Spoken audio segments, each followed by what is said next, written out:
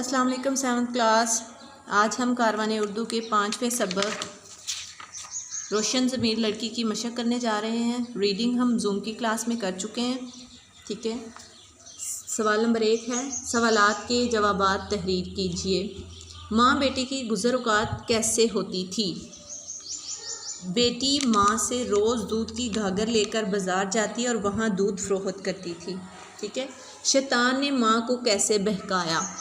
शैतान ने माँ के दिल में गुनाह का इर्तिकाब किया और बहकाया कि तुम दूध में थोड़ा सा पानी मिला लिया करो। माँ की तरफ से दूध में पानी मिलाने के हुक्म पर लड़की ने क्यों अमल ना किया? क्योंकि उसका कहना था कि हज़रत उमर रज़ी अल्लाह ताला अन्हु का हुक्म है कि दूध में पानी मिलाने की ममानत है। बेटी के मुंह से दूध में पानी मिलाने का इनकार सुनकर माँ की क्या हालत हुई? तो वो एक ज़ख्मी हिरन की तरह तड़प उठी और औरत को अपनी बेटी से इस किस्म के जवाब की उम्मीद ही ना थी। वो पत्थर की तरह जहाँ खड़ी थी वहाँ ही खड़ी रह गई। इसे ऐसे लगा जैसे इसके दिल में तीर घुस घुस कर बाहर निकल रहे हों। इसके होंठ अज़ियत से सिकुड़ गए। इसका चेहरा चूने की तरह सफ़ेद हो गया और वो एक जगह ढेर होकर रह गई। हज़रत उमर फ़ारूक लड़की की किस बात पर नहायत खुश हुए? तो हज़रत उमर इस बात से खुश हुए कि वो लड़की अल्लाह से डरती है। हज़रत उमर फ़ारूक ने लड़की की ईमानदारी पर उसे क्या इनाम दिया? तो हज़रत उमर ने क्या कहा था? अपने बेटे से कहा था कि उससे निकाह कर लो। तो उस हज़रत उमर फ़ारूक ने इस लड़की का निकाह अपने बेटे से कर दिया। लड़की की नस्ल से कौन सा गैर मामूली इंसान पैदा हुआ और उस इंसान की ख़ास सिफ़त क्या थी? तो उनकी औलाद में हज़रत उमर बिन अब्दुल अज़ीज़ पैदा हुए और इस इंसान की ख़ास सिफ़त ये थी कि वो दुनिया में इंसाफ की रोशनी बिखेरते रहे और इंसाफ का सूरज दूसरी दफ़ा तुलू होकर लोगों पर चमका। ठीक है, सबक का मरकज़ी ख़याल 3 से 4 सतूर में बयान करना है। तो मैं आपको बताती चलूँ कि मरकज़ी ख़याल का मतलब क्या होता है। मरकज़ी ख़याल वो बुनियादी नुक्ता होता है जो तहरीर के ज़रिए पढ़ने वाले तक पहुंचाना होता है, और जो मरकज़ी ख़याल होता है वो कम से कम अल्फाज में बयान किया जाता है, और इसको जो है हम जो है पढ़ाई या तहरीर का जो निचोड़ भी कहा जा सकता है। ठीक है ना, मरकज़ी ख़याल को निचोड़ भी कहा जा सकता है। तो मरकज़ी ख़याल को कम से कम अल्फाज में बयान करें। कहानी हज़रत उमर के दौर की है, जिनके दौर में एक रोशन ज़मीर लड़की जिसने अपनी माँ को गुनाह करने से रोका और ये साबित किया कि ईमानदारी से हर काम में बरकत होती है, और इसलिए हमें भी ये ख्याल जहन में रखना चाहिए कि अल्लाह ताला हमें देख रहा है। हज़रत उमर को इस लड़की की ईमानदारी बहुत पसंद आई कि इन्होंने अपने बेटे का निकाह इस लड़की से कर दिया। सबक का ख़ुलासा लिखिए, और ख़ुलासे की तारीफ़ यूँ है कि तहरीर को इस तरह से मुख्तसर कर तहरीर किया जाए कि तहरीर का मफ़हूम जो है वो बरकरार रहे, उसको ख़ुलासा कहा जाता है। ख़ुलासा चलें करते हैं।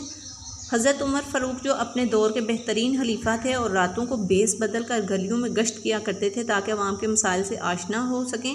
ऐसा ही एक वाक़या उनके दौर में पेश आया कि एक लड़की अपने गरीब माँ के साथ रहा करती थी। एक रोज़ हज़रत उमर का गुज़र वहाँ से हुआ और वो इन दोनों माँ बेटी की गुफ्तगू सुन रहे थे। यहाँ पे आपने खुद से ख़ुलासा लिखना है। आगे खुद रीडिंग करेंगे जब आप लोग, तो आपको पता चलेगा कि आपने यहाँ पे क्या ऐड करना है। ठीक है, वही गुफ्तगू उन्होंने सुनी और माँ बेटी आपस में क्या बात कर रही थी कि माँ कह रही थी कि दूध में पानी मिलाओ, और बेटी कह रही थी नहीं, मैंने नहीं बनाना क्योंकि हज़रत उमर फ़ारूक ने मना किया है।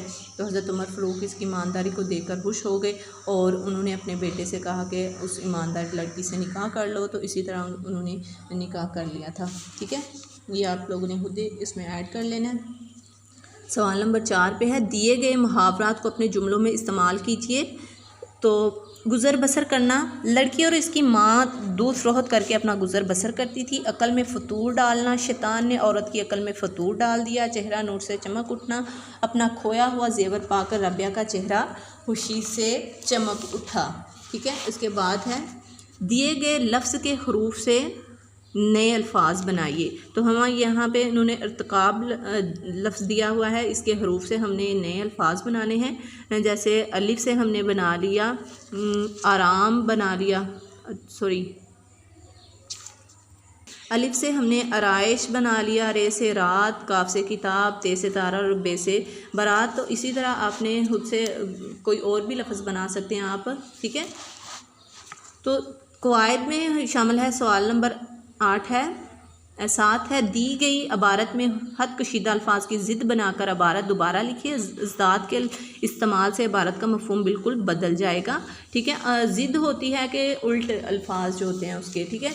नेक नाम इंसान हमेशा सब्र का मुजाहरा करता है, तो नेक की जगह हम लिख देंगे बद, ठीक है।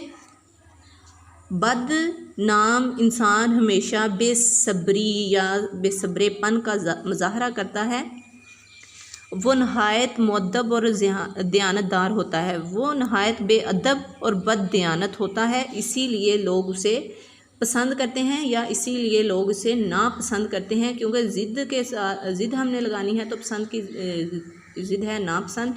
इससे हमेशा खैर की उम्मीद रखी जाती है, इससे हमेशा शर की उम्मीद रखते हैं और नहायत मुज़र ख्याल करते हैं, ठीक है। आज का सबक था हमारा रोशन ज़मीर लड़की, उसकी हमने मशक की है, ठीक है।